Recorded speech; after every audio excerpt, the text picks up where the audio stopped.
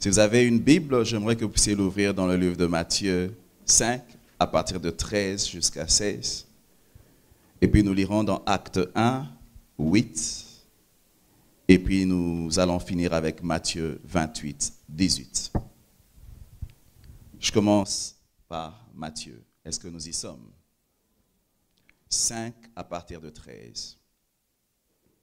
Vous êtes le sel de la terre, mais si le sel perd sa saveur, avec quoi la lui rendra-t-on?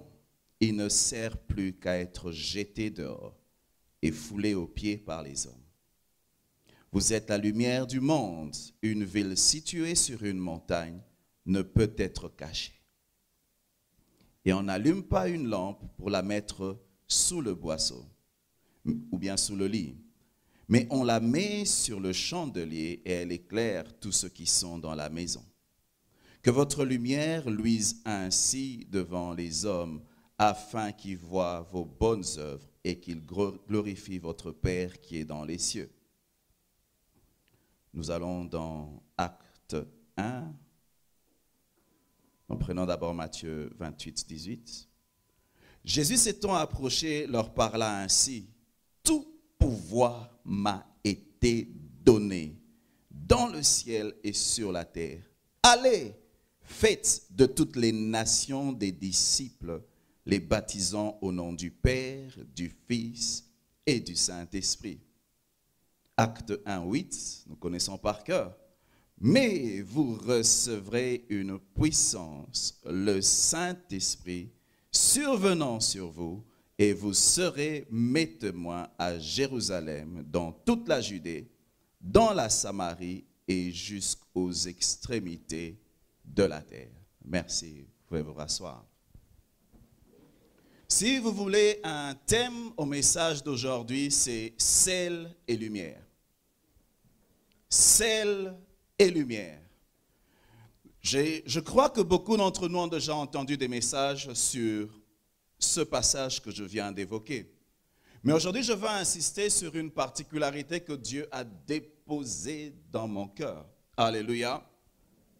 Lorsqu'il dit, il dit, vous êtes le sel de la terre, vous êtes la lumière du monde. Quand il parle de vous, il est en train de parler à ses disciples, il est en train de parler à l'Église. Il n'est pas seulement en train de parler aux pasteurs, il n'est pas seulement en train de parler à certaines personnes dans l'Église, il parle à chacun d'entre nous individuellement. Nous sommes le sel de la terre. Nous sommes la lumière du monde. Ça veut dire quoi? La responsabilité à être sel incombe à chacun d'entre nous individuellement. Alléluia. Parce que nous sommes dans une période où les gens donnent certaines responsabilités aux leaders et chacun échappe. Mais aujourd'hui, j'aimerais te dire que je suis venu t'adresser à toi individuellement, pas à ton voisin. Ce message ne s'adresse pas seulement à tous les chrétiens, mais aussi à ceux qui se disent chrétiens. Souvent, lorsque nous leur parlons, nous disons, vous n'êtes pas chrétien. Aujourd'hui, je veux leur accorder le bénéfice du doute. Toute personne qui se dit chrétien, qui porte le nom de Dieu, qui se sent offensée quand on la met de côté, aujourd'hui, ce message te concerne. Si tu portes, tu utilises le nom de Jésus, tu dis, non, je suis chrétien. Aujourd'hui, nous te l'accordons. Tu es chrétien. Ce message est à toi, parce que tu dis que tu portes le nom de Jésus. Tu es le sel de la terre. Tu es la lumière du monde. Alléluia. Il ne précise pas seulement à qui il s'adresse, mais lorsqu'il dit que nous sommes le sel et que nous sommes la lumière, il indique où est-ce que nous devons jouer le rôle de sel et où est-ce que nous devons jouer le rôle de lumière. Il n'a pas dit vous êtes le sel de l'église. Il n'a pas dit vous êtes la lumière de l'église. Il dit vous êtes la lumière du monde. Alléluia. Vous êtes le sel de la terre. Si on veut réaliser à quel point nous avons de la saveur, on n'a pas à venir voir l'église. Il faut qu'on puisse regarder la terre dans laquelle nous sommes. Quand les gens pensent être la lumière du monde, ils pensent aux États-Unis, ils pensent à France. Non, non, non. Il faut commencer par Jérusalem, en Samarie et puis aux extrémités de la terre. L'église du Congo, c'est la lumière du Congo. Le sel du Congo, ce sont les chrétiens du Congo. Alléluia. Donc aujourd'hui, essaie même d'enlever même le monde. Mais ton pays, mais même ta tribu, même là où tu habites, est-ce que tu te rends compte que c'est toi le sel et c'est toi la lumière? C'est-à-dire, si tu veux savoir quelle est la casserole dans laquelle on a mis le sel, c'est là où tu te trouves. C'est ton pays. C'est ton quartier. On t'a déposé là, avec un but.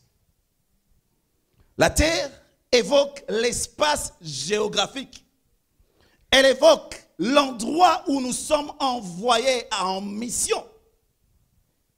Elle évoque l'endroit où nous sommes plantés avec un but. Elle évoque la position où Dieu te met afin d'accomplir ta responsabilité de chrétien. Lorsque nous parlons du monde, nous ne parlons pas seulement de l'endroit géographique, on parle du peuple vers lequel Dieu t'a envoyé. On parle des gens vers lesquels Dieu a envoyé cette église.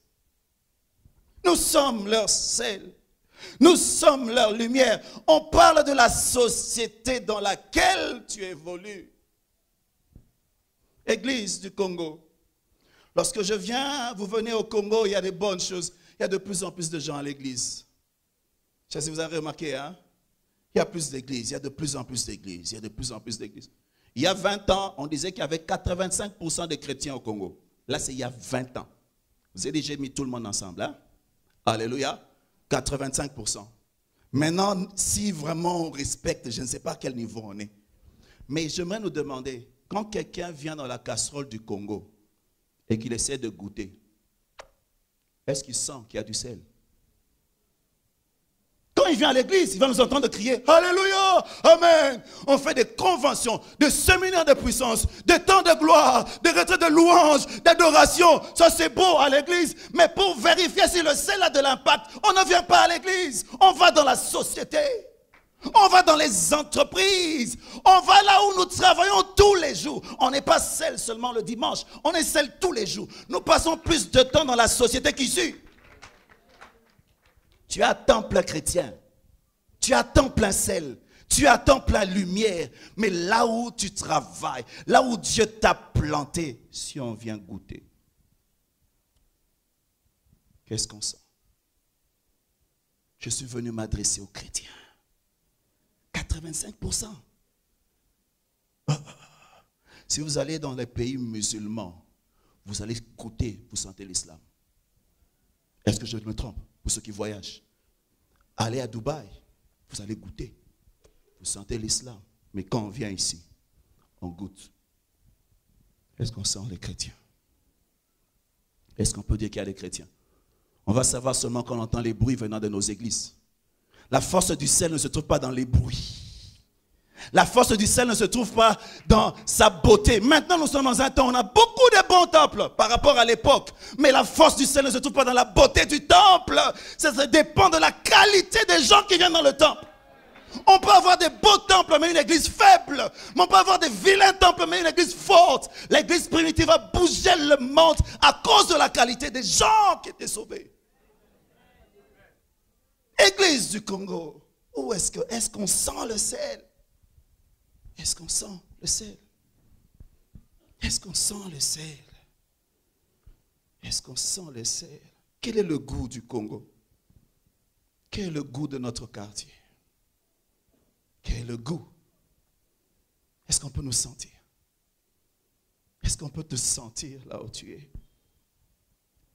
Aujourd'hui, les gens blâment les hommes de Dieu. C'est facile, hein? C'est facile. Là où tu travailles dans ton entreprise, ton pasteur est là. Il n'est pas là. L'église primitive a bougé le monde, non pas à cause des apôtres, c'était à cause des chrétiens. Les gens qui plantaient les églises, c'était les chrétiens. On envoyait les gens plus tard. C'est la force et la faiblesse de l'église est mesurée par la qualité des chrétiens.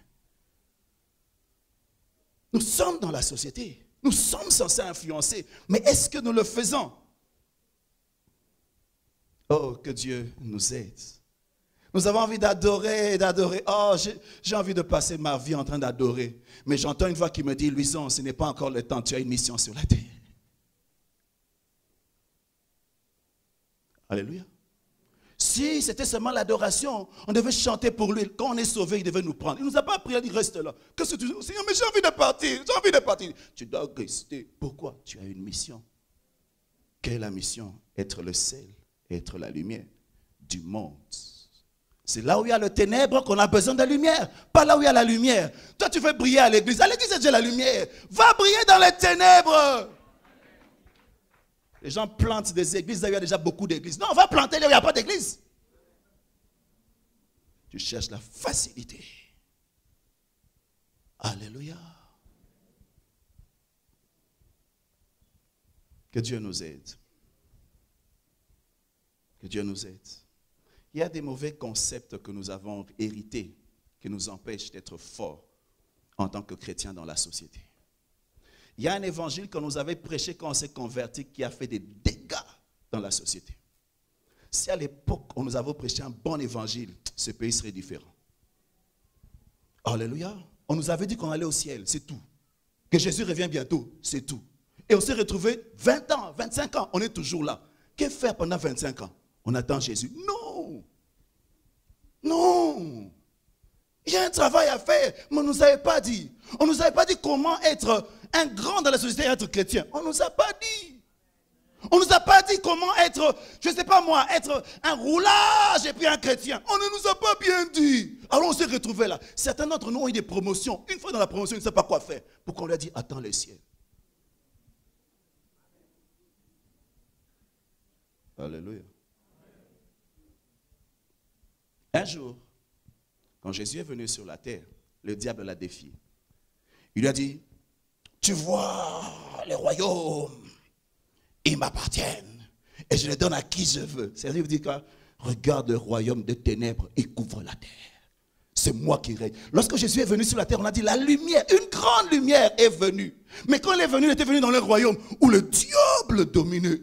Il était là, il dit, c'est moi le maître sur cette terre. J'accomplis mes desseins. Je suis là pour dérober, égorger, détruire. J'ai une politique, je dois détruire. Je règne sur la terre. Jésus vient là. Et puis un jour, les gens viennent vers Jésus et disent, mais Jésus, on va faire de toi un roi. Jésus fuit. Ils ont voulu donner à Jésus le trône d'Israël. Alors que Jésus voulait prendre le trône du monde.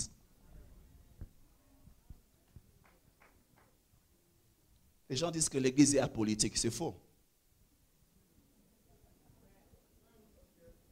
Mais c'est faux. Les gens disent que l'église c'est une ville, c'est quoi? Une ville, une maison au milieu du village. C'est faux. C'est pas biblique. C'est pas biblique. L'église n'est pas politique. La politique c'est quoi? C'est trouver des stratégies pour prendre le pouvoir, n'est-ce pas? Mais Jésus est venu pour conquérir sur la terre.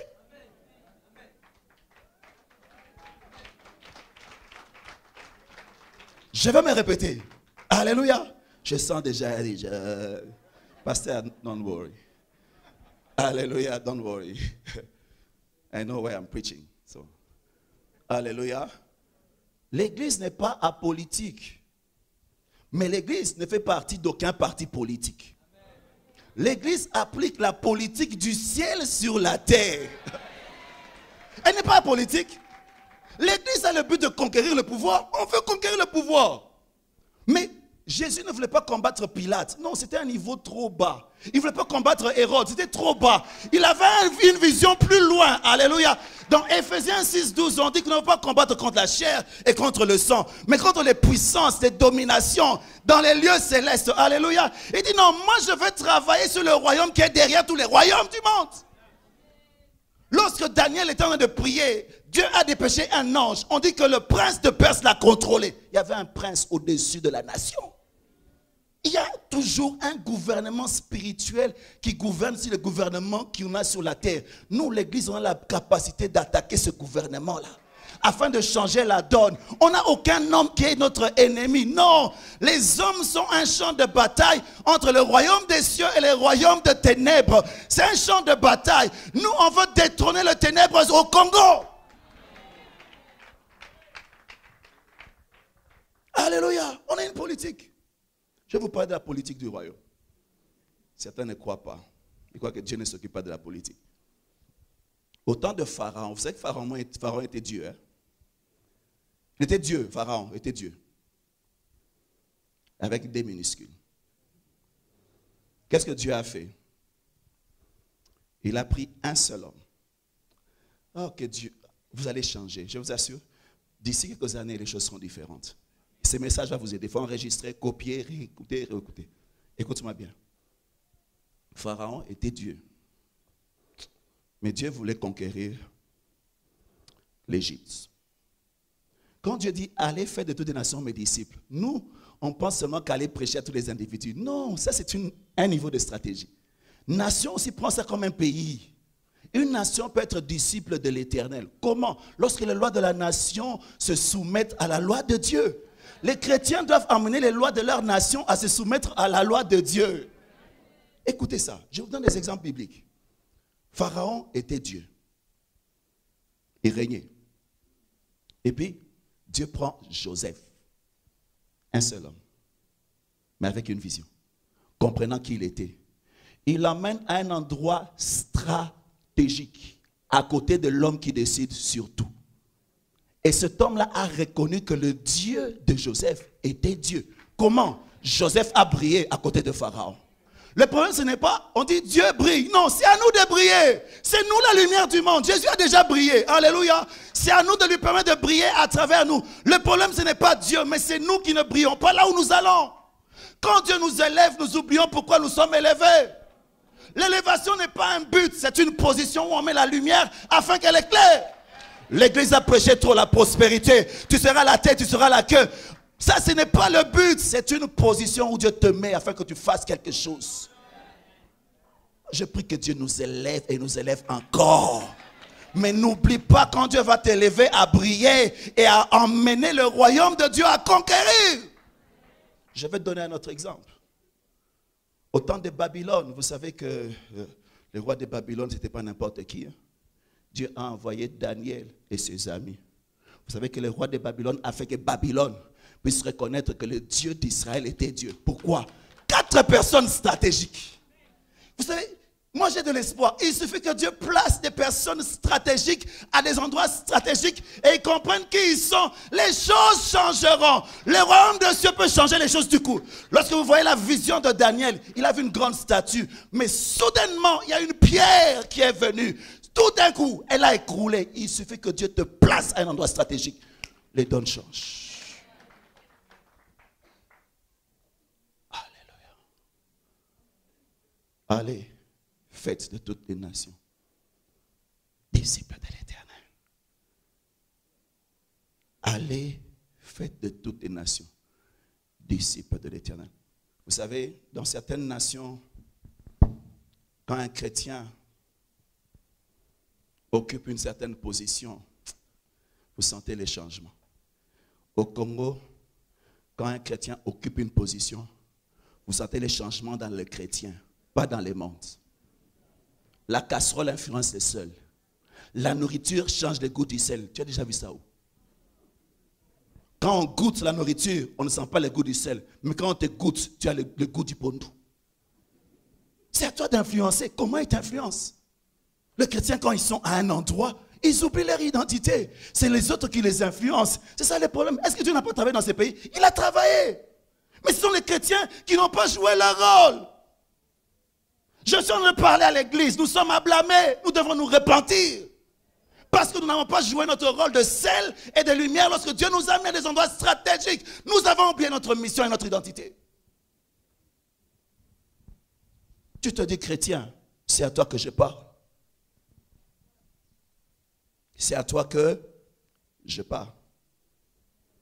J'ai dit c'est à toi que je...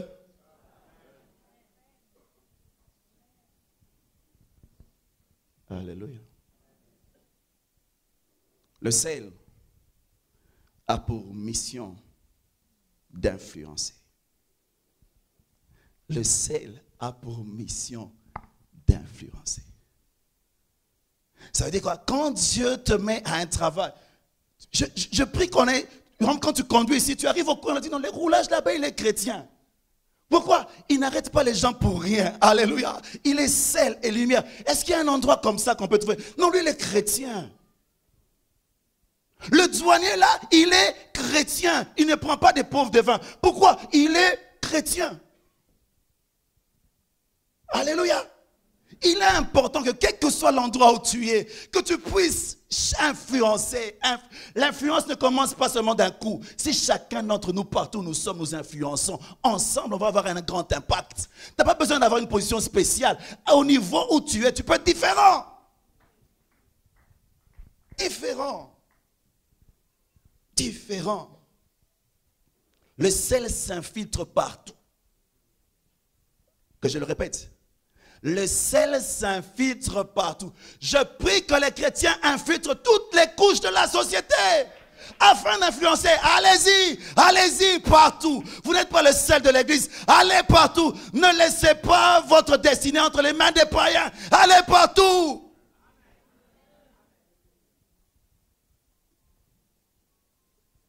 Influencer. Influencer. Ta seule ambition ne peut pas être seulement d'aller au ciel. Tu n'as pas envie de changer les gens autour de toi. Tu n'as pas envie de faire du bien aux gens autour de toi. Tu es le sel. Allons-y partout. Les jeunes, ne venez pas tous dans les ministères. Non. Restez aussi là-bas. Je répète ça. On ne peut pas avoir une armée d'officiers seulement. Non. Les officiers, des fois, ils restent dans les bureaux. Mais les autres sont sur le terrain. Les pasteurs restent ici. Celui qui est là à la banque, c'est toi. Celui qui est peut-être là-bas, c'est toi. Mais il faut que tu puisses être celle-là où tu vas.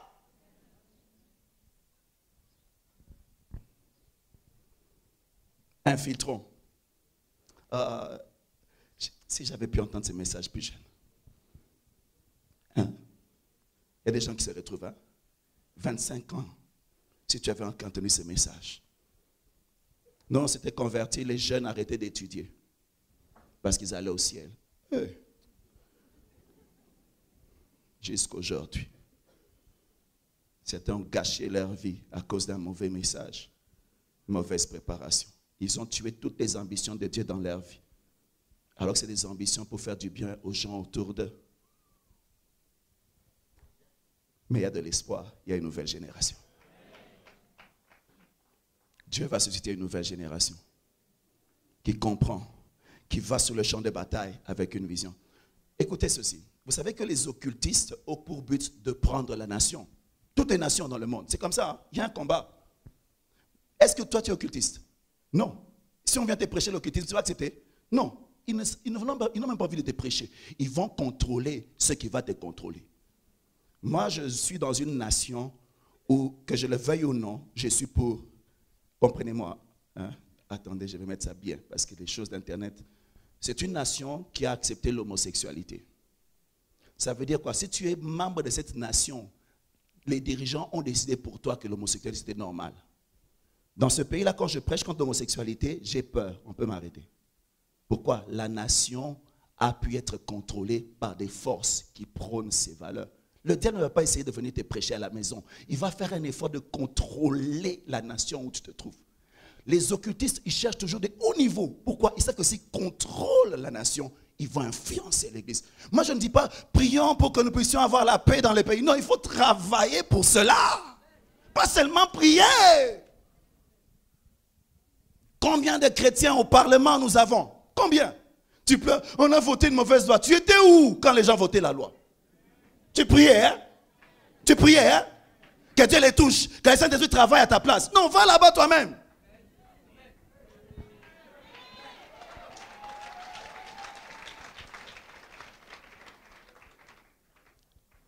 Alléluia.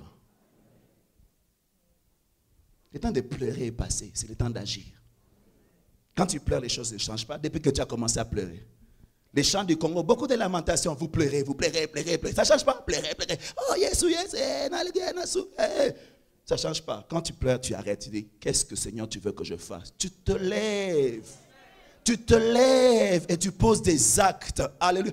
On n'est pas une église qui a peur. Nous sommes conquérants. Alléluia. Jésus qui nous a envoyé a dit, tout pouvoir m'a été donné. Ça veut dire quoi? Le diable a été vaincu. Allez, vous êtes plus que vainqueurs. Allez-y, prenez possession.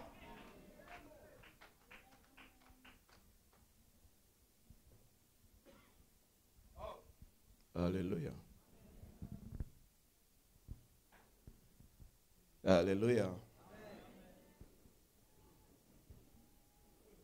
Alléluia. Influençons. Influençons. Il y a des gens qui ont des enfants ici. Tu as déjà regardé les dessins animés que tes enfants regardent? Il y a des horreurs maintenant, hein? Il y a un agenda de ténèbres à la télé. Est-ce que tu connais un seul chrétien qui fait les films? Ici. On pleure. La télé, tes enfants ont besoin de télé. Mais il n'y a pas de chrétiens là-bas pour influencer. Dans les médias, il n'y a pas de goût de l'église. Il n'y a pas. On est à l'église, on se cache ici. Politique de l'autruche. On a peur du monde. Il faut aller là-bas. Le ténèbre, la lumière n'a pas peur du ténèbre. C'est le ténèbre qui a peur de la lumière. Mais on a une lumière qui se cache, qui reste sous le lit. Pas d'influence. Lève-toi et agis.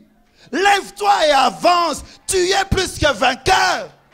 Oh, Église de Dieu, Église de Dieu. Tu dis que tu n'as pas peur du diable, mais tu as peur des hommes. Oh, menteur, peureux, poltron, lâche. Comment un homme qui combat le diable a peur des humains?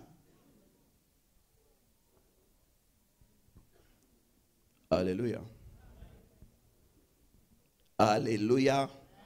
Le rôle du sel, la Bible dit, ne participez pas aux œuvres de ténèbres, mais condamnez-les. Ça veut dire quoi? Si tu es sel de la terre, papa, tu n'es pas censé participer aux œuvres de l'autre royaume. Comment tu es un chrétien, tu voles? Hein? Comment tu voles? Comment tu acceptes la corruption? Tu es chrétien? Ce sont les œuvres de ténèbres, ce sont les choses qu'on fait en secret. Les choses de lumière, on les fait en plein air, on n'a pas peur. Mais toi, tu fais comment tu es chrétien? Mais tu es chrétien. Tu es chrétien, comment tu voles? Tu participes aux œuvres de ténèbres. Tu n'auras pas la force d'influencer. Pourquoi? Parce que la lumière en toi est devenue ténèbres. Les problèmes de l'église, du monde, de la société, pourquoi? C'est que les chrétiens commencent à vivre dans les ténèbres. C'est comme ça qu'ils ne parviennent pas à éclairer l'entourage. Tu rêves d'avoir cette position pour voler. C'est pour ça que Dieu te bloque. Change de motivation. Rêve d'aller là-bas pour changer les choses, pour faire du bien aux autres. Nous devons aimer notre prochain. Tu rêves, oh Seigneur, fais de moi. Élève-moi, élève-moi. Pourquoi faire? Tu veux voler. Tu veux voler. Tu veux vivre dans la corruption. Tu n'as même pas honte de toi. Tu dis que tu es chrétien. Tu portes le nom de Jésus et tu fais des choses comme ça. Il y a des chrétiens au travail parce qu'il a un bon boulot, il a un bon poste, il joue avec les filles. Et puis il dit qu'il est chrétien. Il va à l'église, à l'église, à l'église, à l'église, ici, à l'église, partout. Chrétien dimanche, pendant la semaine, tu deviens autre chose. Et tu veux que les choses changent. C'est ta faute. Jésus a tout fait, c'est ta faute. Ta lumière n'est pas en train de briller, c'est ta faute. Ah, toi tu penses à l'autre. Moi je te parle à toi. À toi là. À toi. Je ne parle pas à l'autre, à toi. Chacun à son niveau de responsabilité est coupable. Celui qui est corrompu est aussi coupable que celui qui corrompt. Que je répète ça. Alléluia. Ne participez pas. Ne participez pas. Non, non, non. Mais tu as pas de l'argent. Non, non, non. Je me souviens, le papa de ma femme avait eu un bon poste dans la société. Il a amené ses enfants. Il a dit, mes enfants, Tobonki. Il dit, mes enfants, ce poste ici, la vie change. Vous vous dites quoi? Parce que c'est une dernière opportunité. Les enfants ont dit à papa, papa, parce que leur père est bizarre. Lui, il va en mission de service, il ramène l'argent.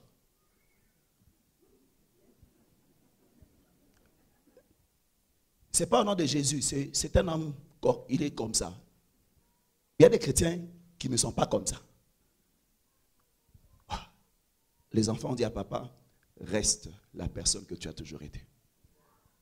Ne détruis pas nos valeurs en vivant comme les autres. Il n'a pas d'âge, jusqu'aujourd'hui, il est retraité. Il a raté. On va dire, Yuma Arata. opportunité. Non, il a vécu avec une bonne conscience. Il est resté lui, il a gardé son identité. Toi, tu as perdu ton identité. Maman est devenue ton maître. Tu commences à vivre pour l'argent. Comment on peut dire chrétien voleur, chrétien escroc, chrétien impudique? C'est incompatible. La faute, c'est nous. Ce n'est pas les ténèbres. On peut condamner les ténèbres. C'est la lumière qui a des problèmes. Vous savez que les ténèbres n'ont pas de vitesse. Les ténèbres évoluent à la vitesse de rétraction de la lumière. C'est la lumière qui donne la vitesse aux ténèbres. Plus la lumière se rétracte, plus les ténèbres accélèrent. Ne condamne pas les ténèbres, condamne la lumière. C'est nous qui donnons la vitesse aux ténèbres. Ce n'est pas eux, c'est nous. J'ai dit, je suis venu parler aux chrétiens. Aux chrétiens. On dit ne participe pas, mais ça ne s'arrête pas là. Condamnez-les. Il y a des gens qui, je ne participe pas. Non, non, ce n'est pas suffisant. C'est 50%. Condamne maintenant. Exo a chanté. Et le silence de l'église. Pardon. Condamné. Non, moi je ne participe pas. Non, non, Dieu dit, condamne. Le sel stoppe la corruption.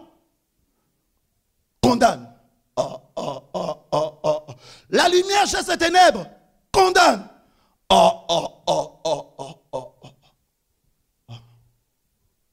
Vous savez maintenant, quand nous voyageons, quels que soient les pays où vous allez, le pasteur te donne des injonctions. Ne prêche pas ça, prêche ça. Ici c'est bizarre. On donne des injonctions au prédicateur ou bien à Jésus.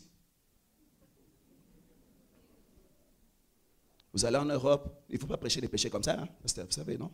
Les gens vont fuir. Faites gentil. On dit, s'il te plaît, arrête de pécher. Parce que tu dis, arrête de pécher. Ils vont quitter l'église. Toi, quand tu viens chez nous ici, je vais te dire, frère, tu sais, il ne faut pas nous créer des problèmes ici. Ne parle pas contre l'homosexualité, hein, tu vois. Prêche autre chose. Là, il ne faut pas faire. Pourquoi? Les systèmes. Babylone a déjà promis ses valeurs. Église, tais-toi. Et la personne qui donne les conseils, c'est un autre pasteur. Jésus, aide-nous. Aide-nous. Aide-nous. On avait interdit aux disciples de parler au nom de Jésus. Il dit non, non, prêchez. Mais c'est pas le nom. Si vous enlevez le nom de Jésus, on va prêcher quoi? Ça reste quoi? C'est ce que l'église est devenue aujourd'hui. Prêche tout, mais sauf ce qu'il faut prêcher. Alléluia. Il faut dénoncer. Il y a des gens qui ont des courages dans les autres églises. Moi, j'ai des gens qui viennent venir, non, vous avez peur de pécher. Moi, j'ai prêché contre la société. J'ai dit, non, toi, tu n'es pas les sels de l'Afrique d'ici. Tu es les sels du Congo. Va dire vos choses là-bas. Tu as des courages ici. Va voir les courages là-bas. Tu veux jouer au courageux ici. Va être courageux là-bas. Nous, quand on fait le courage là-bas, tu sais, après la prédication, tu peux faire la prison. Actuellement, je suis sous enquête. Un avocat est venu me questionner sur l'homosexualité. Parce que moi, Dieu m'a donné un message de parler à l'église sur le temps de la fin. Comment je peux être à Sodome sans parler contre la sodomie? Comment? Dieu m'a envoyé là-bas comme l'autre. Moi, je ne suis pas Noé, je suis l'autre. Je dois prêcher contre. Mais Noé prêche le message de là où tu es. Condamne le mal. Ça fait des années que l'église ne condamne plus. Le silence de l'église. Que Dieu nous pardonne. Malheur à ceux qui gardent la vérité captive. La vérité est de crier. Oh, libère-moi, libère-moi, je veux rendre les gens libres. Je dis non, pas toi, cette vérité est trop dure. Libère-moi. Paul pouvait dire à Timothée, moi je suis dans les chaînes, mais l'évangile que je prêche n'est pas enchaîné. L'église aujourd'hui est libre, mais l'évangile est enchaîné. Nous allons sur le champ de bataille. On nous dit de ne pas tirer avec des balles réelles. On te donne des balles caoutchouc. C'est ça l'église aujourd'hui. Prêche sur l'adoration. Prêche sur l'amour du prochain. L'onction, la puissance, les parler en langue. Mais ne prêche pas contre le mal. C'est une église irrélévante, sans impact dans la société. Et souvent, quand quelque chose se passe, et l'église et tout partent ensemble. C'est une église sans saveur, elle est inutile pour la société. Mais peut-être utile pour les ciels.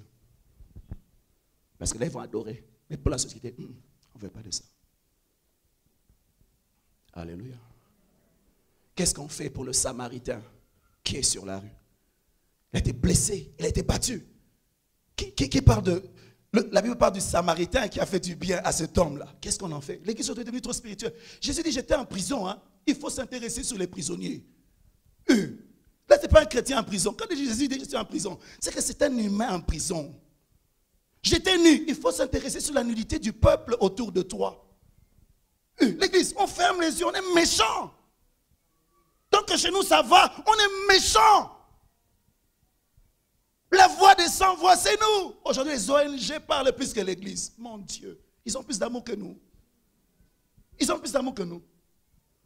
J'avais faim. Que Dieu nous aide à être église. L'église, arrêtons de jouer à l'église, soyons l'église. Trop de jeux, ce n'est pas les jeux de guerre. Vous connaissez les jeux de guerre? Non, c'est une guerre réelle avec le royaume des ténèbres. Le ténèbre tire à barre le réel. Il y a des gens qui doivent tomber. C'est un combat, c'est normal. Comment tu peux aller dans les combats, tu as peur de mourir. Tu veux jouer bien, tu veux servir Dieu. Un jour, Jésus a commencé à parler de la croix. Il dit, je dois aller, je dois mourir, je dois mourir, je dois mourir. Pierre dit, non, pas la croix. Jésus dit, arrière de moi, Satan. Imaginez le christianisme sans la croix. Pierre a voulu enlever la croix du chemin de Jésus. Il voulait que Jésus aille dans la gloire sans passer par la croix. Aujourd'hui, nous avons l'église de Pierre. L'église de Pierre dit aux chrétiens, ne porte pas ta croix. Prêche un message facile, un message que les gens aiment. Ne prêche pas ce qui peut t'amener à mourir pour ta foi. Jean-Baptiste, on va te couper la tête, mais c'est mon appel. Je dois mourir de ma mort, pas la mort de quelqu'un d'autre.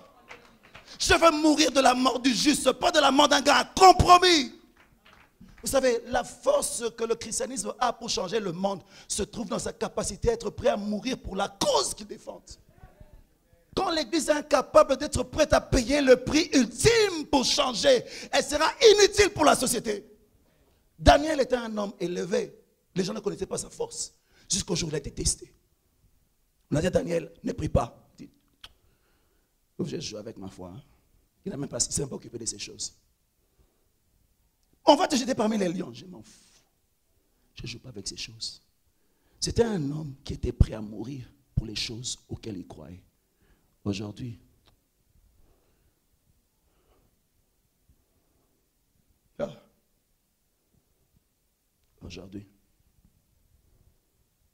les disciples avaient opéré des miracles. Ils avaient entendu Jésus prêcher. Mais Jésus leur a dit, vous êtes incompétents pour propager le royaume de Dieu. Pourquoi? Vous n'avez pas la puissance. Ce n'est pas la puissance pour parler en langue. Non. Non. Aujourd'hui, on dit baptême dans le Saint-Esprit. Les gens pensent parler en langue. Non. Non. C'est un petit signe. Un petit signe. Mais ce n'est pas le but. Vous avez une puissance, le Saint-Esprit survenant sur vous. Et vous serez mes témoins, mes martyrs. La capacité surnaturelle de Dieu te rend prêt à mourir pour ce que tu prêches. Pierre était un patron, tous se cachaient, mais quand ils ont reçu la puissance, ils ont pu sortir et prêcher. Ils étaient prêts à mourir pour leur cause. Je me demande si on a eu la même Pentecôte que eux. Non pas seulement en langue. On pense au miracle. Ce n'est pas le miracle, c'est la capacité de payer le prix ultime de son message. C'est alors que l'Église pourra changer le monde. Pour que le sel influence, le sel doit mourir dans la casserole. Il doit mourir dans la casserole. Pour libérer la puissance du changement du peuple, il faut que ton niveau spirituel soit prêt à mourir pour ce que tu prêches. Sinon les gens ne vont pas changer. Ils ne vont pas changer. C'est bizarre. Les chrétiens disent qu'ils sont la vie éternelle, mais ils ont plus peur de la mort que les musulmans. Et c'est bizarre, hein? Tu as peur de quoi? Mourir dans la casserole, c'est ton but. Si le grain ne meurt, il reste. Si tu veux me suivre, tu dois te charger tous les jours de ta croix. Ça veut dire partout où tu vas, je suis prêt à mourir pour la cause du royaume. Je suis prêt. Signe ce document, je ne veux pas le signer. Tu vas pas ton boulot, je préfère. Pourquoi? J'ai ma croix. Je suis prêt. Tu vas perdre l'argent, je m'en fous. J'ai pas envie de perdre Jésus. J'ai pas envie de perdre Jésus. Tais-toi, je ne peux pas me taire. Il y a un feu au-dedans de moi qui doit parler. Où sont les prophètes du Congo? Ils donnent seulement les numéros de téléphone des gens, des aventures, des adresses des maisons. Et puis quoi? Et puis quoi? Sentinelle, que dis-tu de la nuit? Que dis-tu de la nuit? Les gens se tournent vers l'église. Qu'est-ce qu'on dit de la nuit? On donne les numéros de téléphone. Et puis on se lève, on dit prophète. C'est quoi ces trucs? C'est un niveau bas. On attend. Les prophètes de l'Ancien Testament, ils pouvaient parler des choses qui vont arriver 2000 ans après, 3000 ans après. Ça, c'est des prophètes. Toi, tu vois seulement la maison de quelqu'un.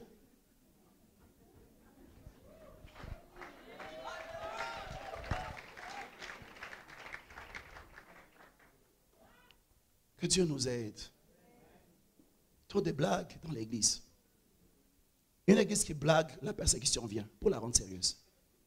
Je suis en train de parler. Je ne suis pas prophète, mais il m'arrive de prophétiser. En tant qu'homme de Dieu. Une église qui oublie son identité. Dieu utilise la persécution. Dieu ne tient pas nos bâtiments. Il tient à nous. Nous sommes le temple de Dieu. La qualité pour influencer. Ces hommes qui ont bouleversé le monde, c'est nous. Ils n'étaient pas aussi nombreux que nous ici. Mais la qualité du zèle était superbe. Elle était superbe. Ils ont influencé. Je veux clôturer. Que Dieu nous aide, qu'il nous réveille, qu'il nous réveille, qu'il nous réveille, qu'il nous réveille, qu'il nous réveille. Il y a des thèmes, hein? Soirée de ceci, soirée de ceci. Église, nous avons des idées. Hein? On fait tout simplement à l'église. Mais rien pour faire pour les autres. On ne fait rien. On fait rien. La lumière du monde a pour but d'éclairer. Quand il y a le ténèbre, la lumière doit briller. Et plus il y a les ténèbres, plus c'est facile d'éclairer. On doit éclairer. Vous savez, lorsqu'il y a l'éclairage, on peut voir un jour après, 2 jours après, tu peux voir 100 pas, plus il y a la lumière. Église du Congo prophétise dans une année, qu'est-ce qui va arriver? Je dois répéter ça. Église du Congo, toi qui es la lumière, est-ce que tu peux projeter? Tu es comme les autres, tu ne sais pas. Alors que tu es la lumière. Ce n'est pas normal. Alléluia. Est-ce que tu peux nous dire où on va? Quand la lumière, lui, les gens savent où ils vont. L'un des signes qu'il n'y a pas beaucoup de lumière, c'est que les gens ne savent pas où ils vont à cause du manque de lumière dans l'église. Lumière éclaire. Lumière brille. Lumière brille, chasse les ténèbres autour de toi. Lumière de Dieu éclaire, parle. Que la lumière de Dieu puisse briller autour de nous. Lorsqu'on allume une lampe, la Bible dit on ne la met pas sous le lit. Nous tous on prie pour l'élévation, n'est-ce pas? Quand Dieu t'élève, n'oublie pas, c'est pour briller. C'est pas pour dire, ah j'ai une belle lampe. Non, non, non. C'est pour briller. Éclairer les gens qui sont autour de toi. Et plus tu es élevé, plus tu peux éclairer, n'est-ce pas? Je dis souvent aux amis qui sont chefs d'entreprise, je dis, obligez les gens à prier le matin. Même s'ils sont contre Dieu, à cause du salaire, ils vont prier. Tu viens seulement le matin au travail, tu dis, prière, si tu rates des prières là, tu vas avoir des problèmes. Les gens vont venir. Toi-même, tu prêches, tu deviens pasteur. Sans qu'on puisse t'ordonner, tu deviens pasteur, parce que tu es chef d'entreprise. Tu prêches pendant 10 minutes, et puis après, tu dis, commencez le travail. Ils vont t'obéir. Pourquoi? Ta position. Quand Dieu te met dans une position stratégique, éclaire, éclaire, éclaire. Église de Dieu, je suis venu pour que nous puissions être équipés. Parce que Dieu va élever, Dieu va donner, mais n'oublie pas ta responsabilité. Ne fais pas comme les générations précédentes qui ont oublié leur rôle. Sois différent. Un seul d'entre nous peut faire la différence. Si Dieu le place à un endroit stratégique, le Dieu stratège, c'est notre Dieu. Mais je suis venu t'équiper avant qu'il te place. Acte 13, 36, la Bible dit, David, après avoir servi en son temps au dessein de l'Éternel, mourut. Nous allons tous mourir. Je répète, nous allons tous mourir d'une manière ou d'une autre. Ça, c'est un acquis. On ne peut pas avoir peur de la mort. On va tous mourir. Mais nous devons faire le choix comment nous voulons vivre. Alléluia. Nous allons tous mourir. Si je prends 2 bougies, je devais prendre ça comme illustration. Mais il y a des églises, quand on voit des bougies sur Internet, c'est des histoires. Alors, si je prends une bougie que nous avons ici, les années passent, c'est comme ta vie, on la coupe. On la coupe, on la coupe, elle n'éclaire pas. Et puis à la fin, elle disparaît.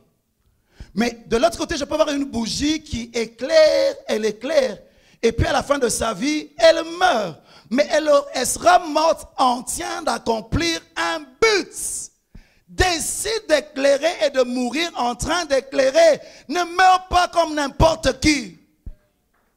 Samson avait servi Dieu, il s'est embrouillé, mais il a dit, à la fin de ma vie, je vais mourir en ayant de l'influence. Il dit, Seigneur, aide-moi. Il a combattu et il est mort en servant Dieu. Je veux mourir de la mort du juste. Parce que ses œuvres le suivent. Il faut choisir. Non, il faut choisir. Je veux mourir en éclairant. Je veux mourir de toutes les façons. Mais je veux mourir en influençant.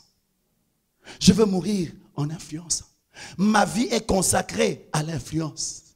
Ma vie est consacrée à changer les gens autour de moi. Pourquoi je suis une lumière? Choisis qui tu veux servir. Le royaume de Dieu ou le royaume de ténèbres. Si tu sers le royaume de ténèbres, tu vas finir chez toi dans les ténèbres. Mais si tu sers le royaume de lumière, tu vas finir chez toi dans la lumière.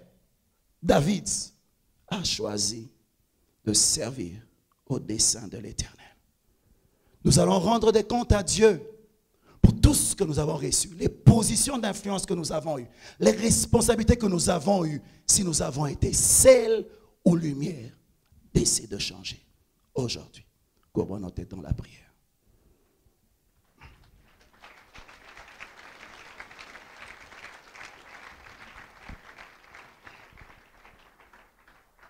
Ne pense pas à ton voisin, pense à toi. Ce message est pour toi, ce n'est pas pour ton voisin. C'est un message pour les chrétiens. Si tu n'es pas encore sauvé, je te donne un conseil. Choisis le royaume de lumière. Choisis que Jésus vienne dans ta vie. Qu'il emmène la lumière dans ta vie. Afin que tu sois capable d'éclairer autour de toi. Mais si tu es en ces lieux, que tu es déjà chrétien, tu es comme les vierges. Elles avaient leur lampe, elles avaient de l'huile, mais c'était éteint. Réveille-toi. Rallume ta lampe. Éclaire à n'importe quel prix. C'est ton identité. Église de Dieu. Dis, Seigneur, pardonne-moi pour les années où je n'ai pas éclairé. Pardonne-moi parce que j'ai oublié qui j'étais. Je viens devant toi comme Samson. J'ai joué avec ma position. J'ai joué avec mon onction. Mais je viens pleurer aujourd'hui. Seigneur, restaure-moi. Restaure-moi. Restaure-moi qu'à partir d'aujourd'hui, je puisse avoir une vie qui brille et qui influence. J'ai une grande responsabilité. Parmi les gens de ma génération, Dieu m'a placé là pour un but. Quel est l'héritage que tu vas laisser aux gens après toi? Parce que tu mourras. Quel est l'héritage que tu vas laisser à la terre et au monde? Comment ils vont se souvenir de toi? Les gens qui dépendaient de toi, comment ils vont se souvenir de toi? Dis Seigneur, restaure ma saveur. Restaure ma saveur, Seigneur. Restaure ma saveur, Seigneur. Restaure ma saveur. Restaure ma saveur. Je suis devenu un poltron. Je choisis les choses à prêcher. Je garde captive ton message parce que j'ai peur. Et je freine la puissance de la résurrection. Cette puissance qui est capable de transformer les gens. Seigneur, pardonne-moi. J'ai été lâche comme Pierre. J'ai eu peur de la croix. Pardonne-moi, Jésus, pardonne-moi. Aujourd'hui, restaure-moi. Toi qui as restauré Pierre et tu as pu l'utiliser comme un leader dans l'église. Aujourd'hui, je suis prêt. Le Pierre qui a eu peur de la croix, à la fin de sa vie, il est mort crucifié. C'était un autre homme. C'était sa destinée. Seigneur, je prends ma croix. Je la porte. Je la prends. Je la porte. Quel que soit le prix. Quels que soient les challenges. Église, réveille-toi. Réveille-toi. Arrête de dormir. Arrête de te droguer, Église. Arrête, arrête. Réveille-toi et joue ton rôle. Réveille-toi, Église de Dieu. C'est le moment de se réveiller du sommeil. Tu as assez dormi. Pour réveiller les autres, tu dois être réveillé. Oh Jésus, prie pour ta propre vie. Prie pour ta propre vie. Prie pour ta vie. Prie pour ta vie. Prie pour ta vie. Commence à prier. Commence à prier. Prie pour ta vie maintenant. Maintenant, maintenant, maintenant. Maintenant, maintenant. Maintenant, maintenant. C'est toi le sel. C'est toi la lumière. C'est le moment de prier. Ne demande pas à Dieu de descendre. Toi, tu es déjà sur la terre. Toi, tu es déjà là. Ce n'est pas à lui de venir éclairer, c'est à toi de jouer ton rôle. Dis Seigneur, restaure-moi. Seigneur, relève-moi. Seigneur, aide-moi. Aide-moi. Aide-moi. Aide-moi. Éternel, que ton esprit souffle dans l'église. Que ton esprit souffle dans l'église. Que ton esprit souffle dans l'église. Pour que ton église soit réellement équipée de ta puissance. Afin de changer le monde. Que ton église soit prête à être martyr pour la cause de Christ. Souffle sur ton église. Restaure la saveur, Seigneur, restaure. Nous voulons utiliser l'épée de l'esprit. Nous ne voulons pas utiliser des jouets, des jouets. Ah, le diable a pris. Il a attaqué les forgerons. Au lieu d'utiliser des armes de guerre, on utilise des jouets. Ah, restaure. Restaure. L'église, c'est la maison du forgeron où on aiguise les fers, on aiguise les épées. Seigneur, restaure les maisons des forgerons. Restaure les églises au Congo. Restaure les églises au Congo. Lèvons-nous, commençons à prier. Restaure les églises au Congo. Restaure les chrétiens. Restaure, restaure par ta puissance. Par ta puissance. Le même Pentecôte qui est descendu, nous voulons la même expérience, la même expérience, la même expérience, la même expérience, la même expérience, la même expérience, la même expérience.